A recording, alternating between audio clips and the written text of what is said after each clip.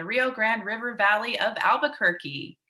Thank you for joining us on Small Business Saturday. We've had several events today and just had a great time reminding people to support small businesses in Albuquerque and beyond.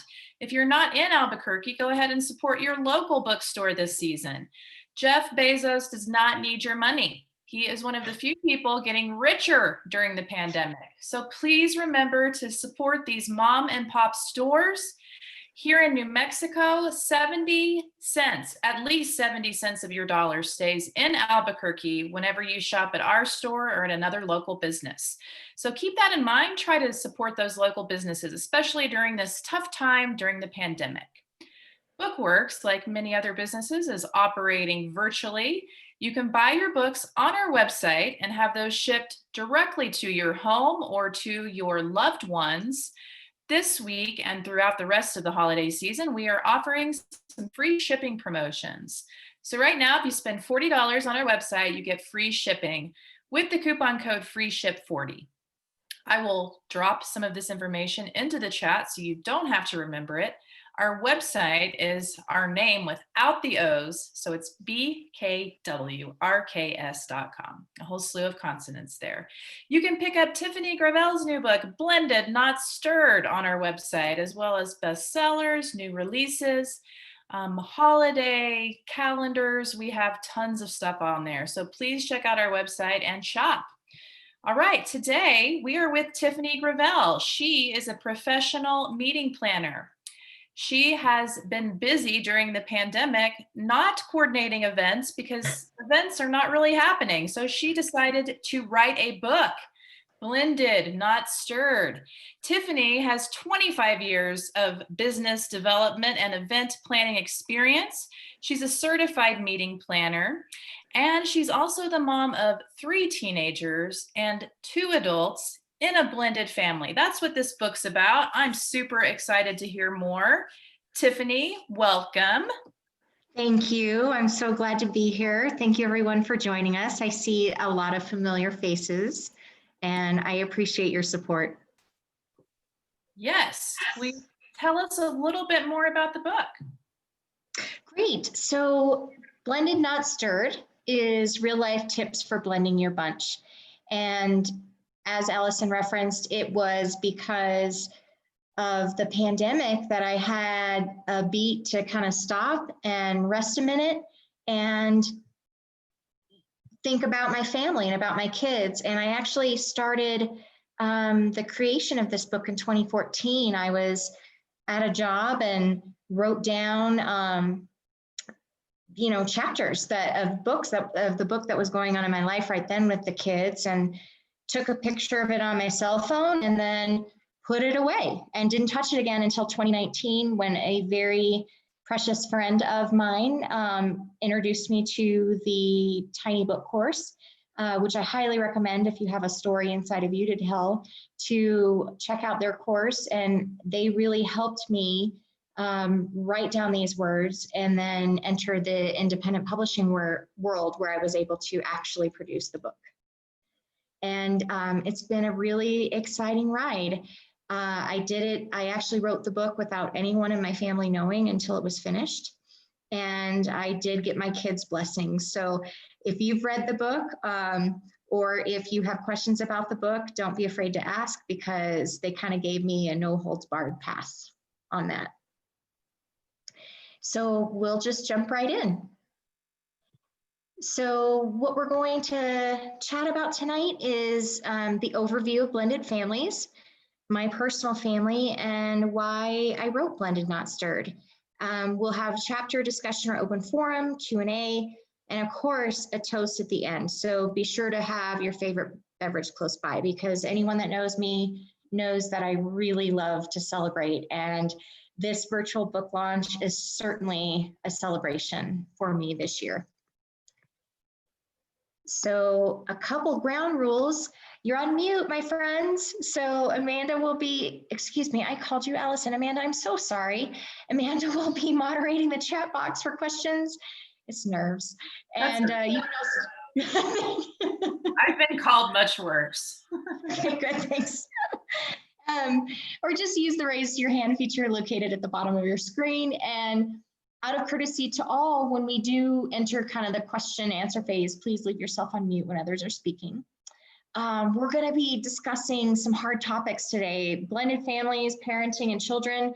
So I just ask that you simply do not judge others during the discussion or openly criticize anyone's unique situations, because families come in all shapes and sizes and styles, quite frankly.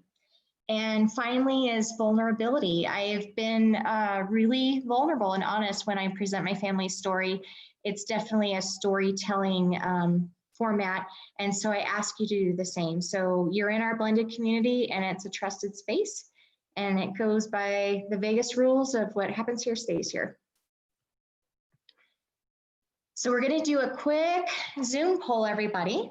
So on your screen, you will see the polling button. I ask you to open that now. And there's 3 quick questions, no judgment and no pressure. First of all, how many of you are from a blended family, meaning you were raised in a blended family? How many of you have a blended family, meaning you are raising kids in a blended family? And finally, how many of you have read the book? Of course, no pressure. I just want to get a gauge of where you're at, so I know how to reference the material. All right, these answers are coming in. This is great. All right. So we do have some from a blended family, and none are raising a blended family. And so I appreciate you being on here even more.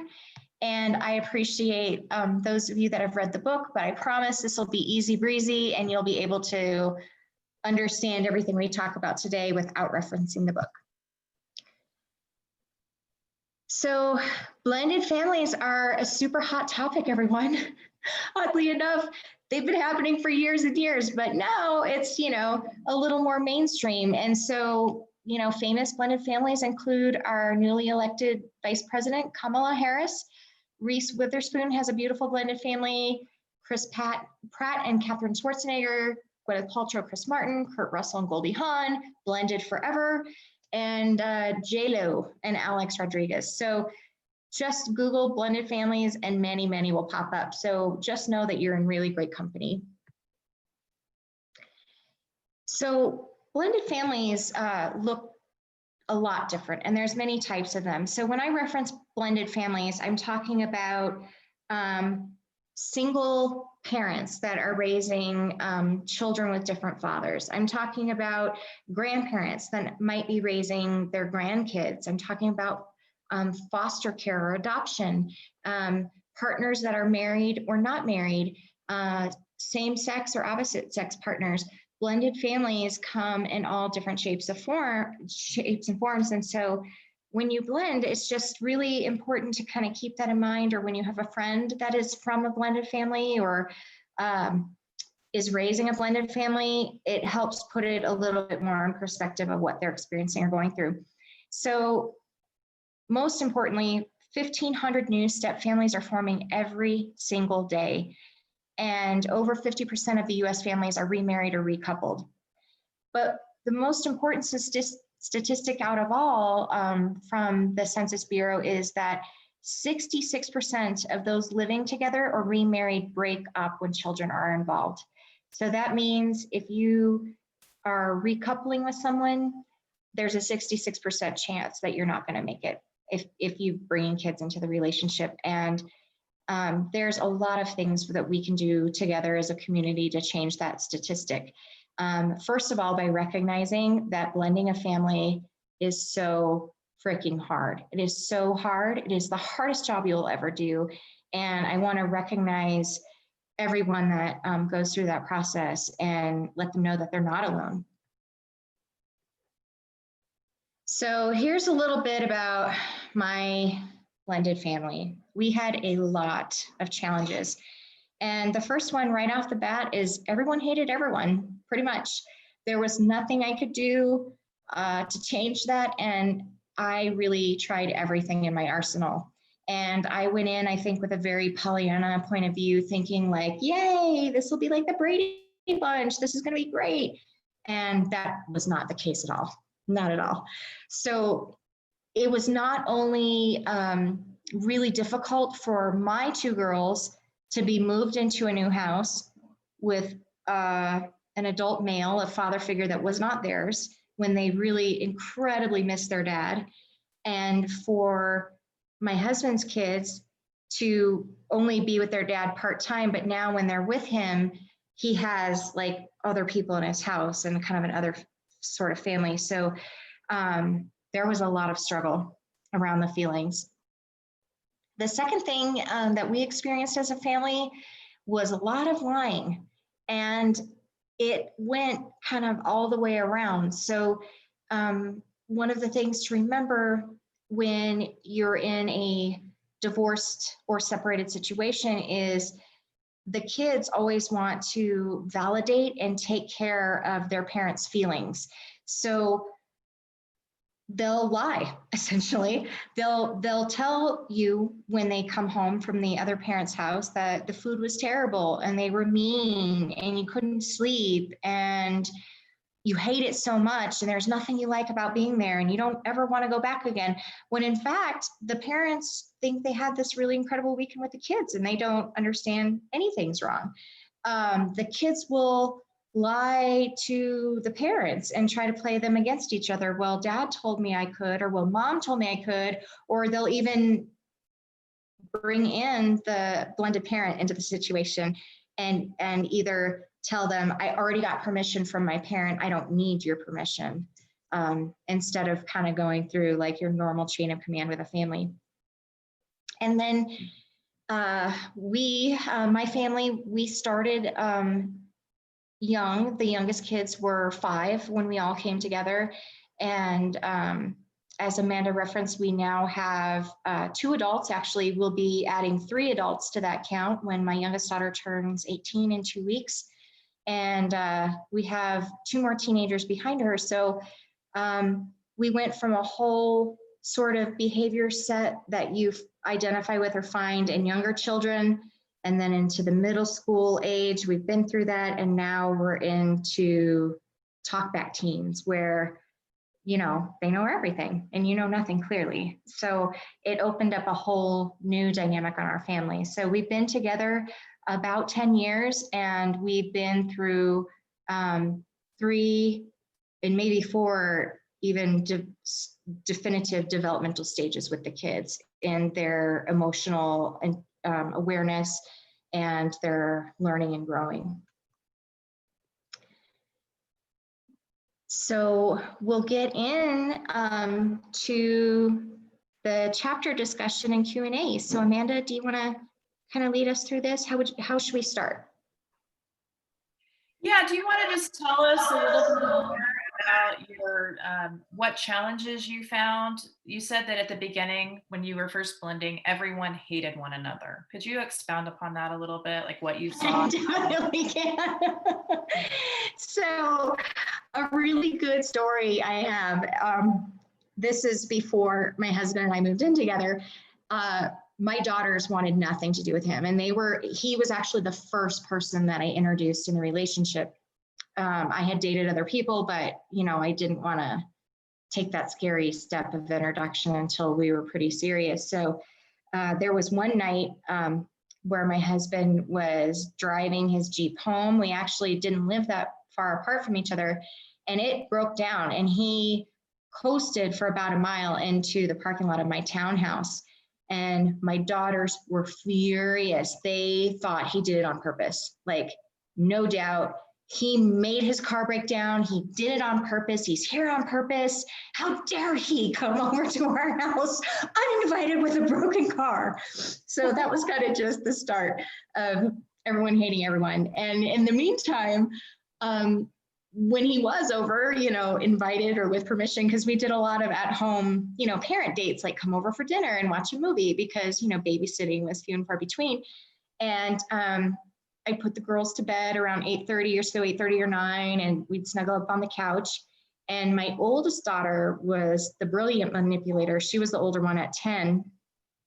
And she would tell her little sister, who was 7, almost 8, a myriad of things to keep her active and interfering.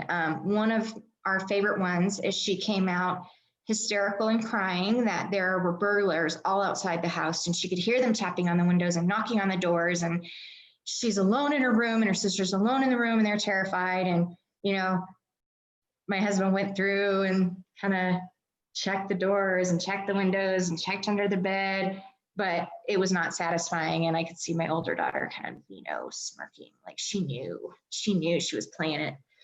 And then the other thing was he stayed over late one night, like really, really late, because, you know, we were dating and in love and we wanted to be together. And she came out of her room probably at like midnight or 1 and was just furious. And she had this big oversized t-shirt on and she was just shaking and crying and screaming and told him, I hate you so much. I don't want you here. I don't want you here. I need you to leave.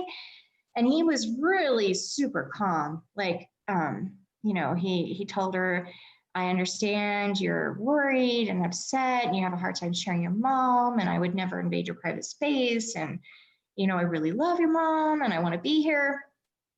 And I was thinking the whole time, like, you know, be careful what you wish for, because he told me no 10-year-old girl is going to scare me away. And I was like, oh, I think we're just beginning down this path of resistance. And then, you know, I thought when I met his kids, it was like golden, like, because I'm a fun mom, right? So I met them on my own without my daughters and, you know, brought over, you know, snacks and candy and, you know, hung out with them and played. And we did chin puppets, you know, that thing where you cover up your eyes and you paint your chin and make your mouth talk. And we videotaped it and stuff. And I could see they were like sneaking pictures and stuff, I'm sure, to take home later and talk about me. But what started off as what I thought was good and fun was definitely not the case. They did not like to spend their time there, and they would go home and tell their mom how miserable they were. And it even got to a point where my husband would have planned weekends to be with his kids, and he'd pull up anticipating them coming and doing something fun. Like he even had trips planned, camping trips, going to the lake, big things to spend time with his kids, and they wouldn't get in the car and they wouldn't come. And it was really kind of devastating to all of us. So there was a lot of just true dislike and dishonesty from the beginning. And it took several years to get over that. So maybe at the beginning, your kids sort of had some attachment issues there, having someone else taking your time and your energy away from them. It had probably been pretty focused on them. So how did you see that sort of evolve as your relationship grew with your now husband and as they got a little bit older? Did that ease up any, or did it just change and morph into something harder and weirder? Option B, morph into something harder and weirder. Because, you know, one of the things that my husband and I agreed early on was consistency. So no matter what set of kids, no matter what we were doing, we worked to be the same consistency all the way around. So no matter what set of kids were with us, it was the same routine, it was equal treatment, it was, they knew what they could expect when they hung out with us. And we had lots of fun and we did things together, but we knew that with the cycling in and out of houses and spatial displacement between families, we really wanted to stay consistent. So good, bad, or otherwise, we worked consistently in tone and discipline and communication. And I think that over time really created a lot of trust, that they knew what to expect and they knew kind of how we operated. We talked to them a lot about the rules of our home and why they mattered. And we also talked with them about appropriate consequences. Like, okay, here's a rule. If it gets broken, what do you think is appropriate? And it's kind of funny because in most cases, our kids would give them the harshest, like, punishment you could imagine that was like way off the grid of what we would ever do. They were like, lock them up and ground them forever. So it was important to really talk to them about why the rules mattered and what the consequences would be and have them have a sense of buy-in to them. So, and if a rule didn't work, we were pretty quick to change it before it got broken, because once the rule was set, it had to be consistent. And, you know, my girls and I had to miss some really cool trips and events and special activities because they were misbehaving and I couldn't include them. And that's the worst part of being consistent, is sometimes you have to miss out because you're doing the right thing or sharing and showing the right example. Definitely. Oh, it's so hard with parenting to really stick to those boundaries.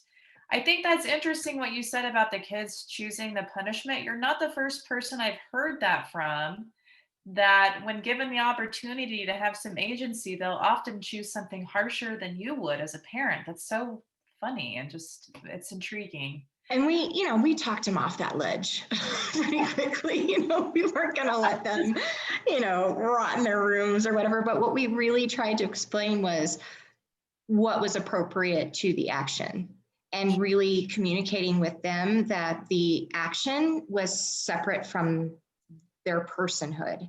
So just because they did this thing didn't mean they were that thing. It meant they made a bad choice, and we just had to redirect. Right. So it sounds like with all of your good faith efforts, you and your husband, to have a consistent kind of parenting plan and rules around your house, what did you find as far as your blended family? Because there's not just your blended family, but there's the other side of the blended families. How Mm-hmm. cooperative or uncooperative were the other parents? And did you all have any strategies for communicating effectively as a group, all the parents involved? That absolutely came in time. And so it's definitely evolved. So what I can say is, from the beginning with my husband's ex-partner, it was a pretty contentious relationship. And part of it was fueled by the kids expressing such distress over being there and having a good time or not having a good time. And she didn't agree with us in our parenting style of enforcing certain behaviors. So if the kids, for example, said they didn't want to go see their dad, she's like, well, I'm not going to force them. I'm not going to make them see their dad. And I was kind of the opposite. And my ex-husband actually moved to a different state, and I made it a priority for the girls to visit him and spend time, whether they liked it or not. Like, that's their dad and they needed to see him. So there was a little bit of that going on. And then we also had a little bit of challenges, I think, around maybe certain holidays or birthdays and what those look like and who got to spend with who. And this isn't just the kids' birthdays. This was like our birthdays, Father's Day, Mother's Day, Easter, like all the holidays. And we tried to really rely on our parenting plans that we agreed to in the divorce, which doesn't always work because life happens. And maybe one holiday you have relatives coming into town that you haven't seen forever. So you really want to have those kids, and the dates aren't flexible to move, right? So that spurred on a lot of communication, in addition to like gift giving and celebrating like what our limits were. And that was probably one of the greatest struggles. We had one co-parent that really went along with our style of giving and parenting, because, you know, we were broke as hell for a long time, both recovering from our divorce. And with 5 kids to give Christmas presents to, you can't just like go banana pants, you know, you stick to a family budget. And so it was really hard because the other parent had the resources to, and their love language was gifts. So they loved giving the gifts. And so kind of navigating the jealousy and the communication around that was difficult. I'm thankful my ex-husband, after he left, there were a few years where it was really, really hard, and he checked out. And I felt even more alone and even more abandoned. And my daughters idolized their dad, who wasn't there. So I mentioned in the book that one of my older daughter was in middle school and she was writing an essay about her favorite person in the world. And when I read it, it was about her dad. And I was like, oh, stabbed to the heart. But the fact of the matter is that was her favorite person. He was absent. He was missing. She missed him. She loved him. She wanted him to be in a part of her life. And that was her way of telling the story that mattered to her about having her dad. So a lot of the parenting we've been through has really come around again to, you have to lose your ego. You have to get rid of it because it's not about you. It's about the kids. And you're working so hard as a parent. You're giving and you're working, and sometimes you're actually, working like you have a real job that's super demanding. And then you're trying to balance the kids and soccer practice and plays and school events and selling cookies or whatever the hell is going on. So you're already like invested working full time. And then you're trying to balance this really delicate emotional tide of different children and different components. So I'm thankful that when my husband did come around, we had agreed very much on the same line as in a way of discipline and consequences and actions for our kids. So he was always very quick to back me up and to support me and to kind of navigate the angry teenage years when they thought living with their dad would be better than living with me. And I was the devil and my husband was, devil number 2. I don't know, just the worst person to live with ever. And then as time went on, our relationship with my husband's ex-wife improved as well. And I am really happy to say that although it took time, we have a very easy flow of communication. And, it's not always perfect, ever. It's, but we just kind of know to laugh now and to take what we, can deal with and to leave the doors open for communication always, and to give the other person a lot of grace in their decision-making as well. So it's at a point where we have had blended family events. We can be in the same room. We can have conversations about the kids. And when it comes to like major issues of discipline or education, it's usually the bio parent talking to the bio parent, and the step parent serves in a supportive role in our household. That makes sense. That makes sense. Well, it sounds like you found a really good, smooth way to run your schedule and your parenting. Just listening to you talk, I was thinking about how important it is not to take it personally when our kids say rude and mean things to us. I think you expressed that well as losing your ego, right? But it's hard. Mm-hmm. You're the one at home, you're doing all the work, you're staying up with the babies, you're doing everything. And then they're like, I want to be my dada. I don't like your food. I don't like your house. I hate my bed. I like my dog better. And then the other kids jumping in like, why do you hate my mom? Why do you talk to my mom like that? Don't talk to my dad like that. That's my dad, not your dad. So, hey. Oh my. So many drama triangles are possible. Yeah. So what did you end up doing with your daughters? I was curious about your blended family with a parent being remote. That's an interesting caveat. And how did you handle that as far as your visitation and your parenting went? Well, so there were kind of 2 layers to that. So the first one was when we divorced, we were both in Albuquerque, and we actually used a mediator because it was just a really, really sad divorce, not like very contentious. So we split everything 50-50, including the girls. And we originally were supposed to co-parent them equally, share holidays equally, and have a very active role together.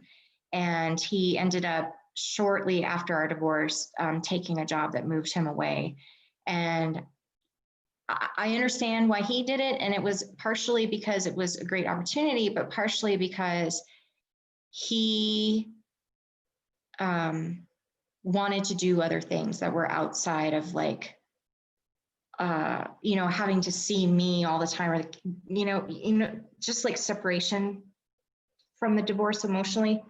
And so I tried to honor all of the parenting agreements, and we would drive to meet halfway, usually in Hatch or Deming, for him to have the kids for every other holiday or birthdays or whatever, because that's what we had agreed to. But then it got to the point where as the girls got older, they had school, they had friends, they had jobs, and some of those holidays got more and more difficult. And at that point, I needed and I required my girls to be their own advocates. That was not my discussion to have with Tom. It was their discussion to have with him. So and it was hard, but they did it. And they, I think, learned the lesson of communication and consequence, because they got to see if it hurt their dad, or if they could compromise and come up with new dates, or, what their actions meant to the rest of the family. So I'm really proud to say that they both have navigated that really well. And at what age did you start doing that? When did you think it was appropriate for the children to start sort of expressing themselves more about where they wanted to be and make some of those decisions? It was around 12, actually. And it started with their dad not being present. And they couldn't reach him. He didn't come when he said he would come, because at first he told him when he moved away, I'll be back 1 week in a month, or I'll be back 2 weekends a month. And he never showed, he never came. He never came for soccer games, and never came for, events that in their mind were really big. And so I called him and I asked him to come into town. So I sort of forced the issue as much as I could as a co-parent to say, we really need to discuss some things and you really need to be here. And I remember we went to Flying Star and we all sat at a table, and I told my girls, I'm here, I've got your back, I will help you, but you have to say what you need to say, and it needs to come from you. And they did a beautiful, beautiful job communicating. And I'm glad they were able to use their own voice to tell their dad, hey, we really miss you. And this is upsetting. We need to know where you are, and we need to know how you're doing, and we need you to be involved in our lives. And that sort of flipped since then. And then at around 14, 15, and time goes by faster than you know it, is when they were like in high school with jobs and plays and friends and games. And, they played sports that kept them in practice over breaks, like Christmas break or spring break, when they would usually go to see their dad, and they really weren't able to do that anymore. And so that was a whole nother conversation they had to have.